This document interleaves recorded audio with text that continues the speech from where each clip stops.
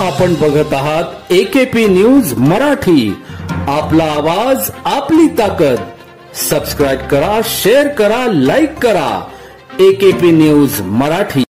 नाशिक जिल्ह्यातील नांदगाव चाळीसगाव या महामार्गावर आज गुरुवार दिनांक 30 जानेवारी 2025 रोजी दुपारी 2:30 वाजेच्या सुमारास पिंपरखेड शिवार टोल नाक्याजवळ नांदगाव येथे कार क्रमांक MH20JK 6457 व मोटरसायकल क्रमांक MH15BR 7085 याचा समोरासमोर अपघात झाल्याने मोटरसायकलवरील इसम नामे भाऊसाहेब बंडू माळी वय 45, मंगलाबाई भाऊसाहेब माळी वय 40 हे पती पत्नी मयत झाले असून मोटरसायकल चालक अमोल भाऊसाहेब माळी वय 25 सर्व राहणार पिंपळाळे तालुका नांदगाव तसेच कार चालक हाही जखमी झाला असून सर्वांना मालेगाव येथे रुग्णालयात उपचारासाठी दाखल करण्यात आले आहेत.